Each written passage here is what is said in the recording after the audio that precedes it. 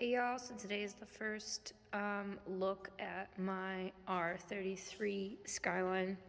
It's a 94. Today I'm going to be talking a little bit about the first things that I noticed about it that I'm going to be restoring. Hint, it's going to be the mats.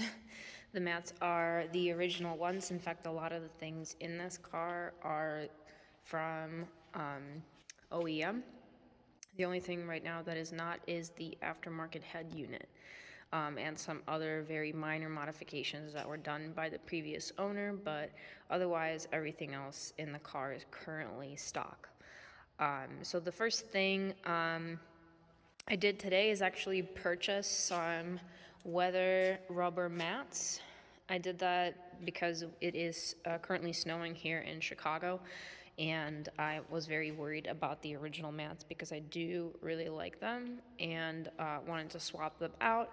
As I was swapping them out, I actually realized that the bottom of them is starting to crack, and especially the driver side is starting to deteriorate pretty heavily.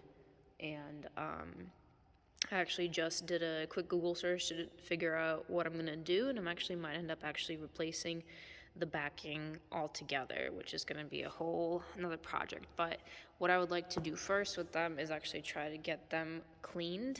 So I have a carpet cleaner at home that I will be using to go ahead and restore these messes as best as I can. If I can't get a good result, I will probably take them to someone to try to treat them. And if that doesn't work, then I'll just keep them the way they are because they're really cool. They have these stock metal plates as well as this really cool like high pile texture, which I really enjoy. I think it gives the car a lot of character. The middle part of the back actually also has another plate, which is really cool. So I would like to keep all of those things. But otherwise, the car is in really good shape. Let me grab my flashlight. It's a little dark in this. Some other things that we're going to be doing over the winter is actually restoring this plastic that is a bit corroded in the dash and as well as the door. So you can see right here, a lot of this plastic coating has gone. Same thing here and here. So we will be refinishing all of this, including this brown part, the fake wood part. I'm also going to be flipping all of this to a nice glossy black color, which I think will actually give the car a new kind of more luxurious type of look. But other things is the steering wheel has also been damaged throughout years of use. Even though this car only has 57,000 miles on it, it still has a decent amount of stuff that needs to get worked on. But I was thinking about restoring this if I could get this paint off, which is something that was put on by a previous owner. I think was to just like help stop the cracking, but I might end up swapping the wheel altogether, but I'll still end up keeping it because it is the original wheel. So it's cool, so I want to keep it. Other things that I haven't really figured out how to restore is some of these cigarette burns in the front seat. The rest of the seats are pretty mint. Let me open up the back as well. Right here. They are in actually really good condition. Sorry guys, I'm sniffing. I'm kind of getting over a cold, but here's where the mats were also previously, but I took those out. Put in the rubber ones that I just got off of Walmart, and just cut. Those are the ones that you just cut into size. They're not the best because especially the passenger front seat, come around the other side, but it has a bump. Those of you who own a car like this will know what I'm talking about. But it has like this one ridge that gets raised, so I basically just plopped it right over the top. There's nothing really that I could have done to make it fit any better, but thankfully it's flexible, and my goal is just to keep it protected. Otherwise, some of the awesome things about this car is that the dash is actually really pristine and new and pretty and not cracked. The actual car paint is also in really good condition, aside from like just a couple scratches and stuff in the rear. You can kind of see some. You can see some right here. Right on the corner, but something that I'm going to be doing today, aside from trying to take care of these mats, which will be a separate video of how I'm going to try to clean those up, is actually taking off this red enamel paint. And a lot of you guys have been like, "Whoa, that's so cool, like why would you do that?" Well, unfortunately, a lot of this paint is starting to crack, and it was applied kind of haphazardly, so some of it is not in the best condition, and this was applied by someone who owned this car previously, and it was not the OEM factory way that they did it. And then they also went ahead and did the same thing in the front with the S.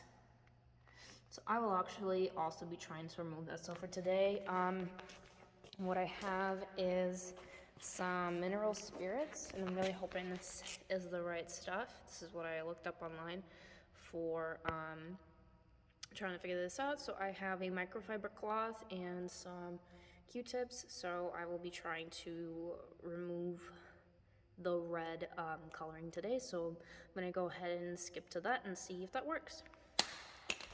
Alright, so I gave it my first try to scrape off some of this paint with a Q-tip and some turpentine. So what I'm noticing right away is that it is just getting scraped right off with just a little bit of pressure and a little bit of rubbing. So I'm hoping that I can get the remainder of this off. I will potentially maybe repaint it with some red enamel, or maybe even a different colored enamel, just a little bit neater and make it look really good. But I'm gonna go ahead and go through and finish the rest of this back badge, and I will be right back. Alright, so a little mound of Q-tips, turpentine, and some elbow grease later.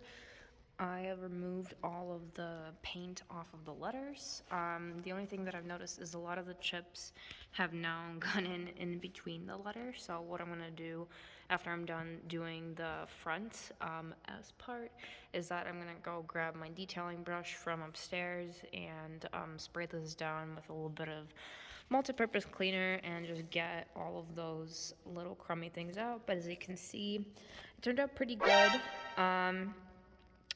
There we go. The only thing that I've noticed is that in certain areas, I know it's kind of hard to see with the light. Let me see if I can hit a good angle. Here you could see a little bit of shine. So the turpentine did end up taking a bit of the original coating off. It's not crazy noticeable, but it is something that is there. So I could potentially just refinish this with a nice red enamel, or maybe like a Sakura pink enamel, or whatever other color I think would suit this specific car. But that is kind of a future thing for me to do. So next I'm gonna move on to the S in the front, and I'll be right back. Alright, I'm back with the front of the car. So a few things about the front logo. So as the back, oh my gosh, there we go. As the back was covered in the red paint was also put into the grooves of this S logo. So some things that I'm noticing so far already is that the red paint stained the actual piece, gosh, what is this called? This piece of the front bumper, and there's not really a great way for me to remove it without just painting it back white, which I would have to custom order this QM1 or Cloud White paint to go ahead and refill. There are a few cracks that I also noticed in here, but that's not a huge deal. There were some parts of the paint that I was just not able to get to with Q-tips. So what I think I'm gonna do is grab a little toothpick or something and try to coax the rest of that paint out of there, and hopefully it won't be as noticeable. Okay, so in the end, this is the final result. I brought a couple tools back down, but this little toothpick thing was actually really good. I didn't want to use anything metal because I was afraid to damage the inner parts of the white paint, and I was afraid it was going to start cracking and rusting and all that stuff. But I was able to just get it out with the bamboo toothpick. So this is the final result, and if we step back, it's not super noticeable that it is slightly pink, which is good, but I like this a lot better. It looks a lot cleaner. I don't think I'm gonna end up repainting the front any color, so I think I'm just gonna leave it as is, and then let's go ahead and go back to the back badge. So after cleaning it up, this is how it turned out. I'm really happy with the result. Using a detailing brush to grab all those little red paint particles worked really well, and it looks super clean now. Again, I'm not quite sure if I'm going to end up painting it again, but this is how the rear looks at this point, which is just really nice and clean, and the turpentine made the badge really shiny, and it looks pretty much brand new. So that's it for the badges. That was the first things that I kind of wanted to take care of, just because I'm really picky about those sort of things. But the next project we have is the mats.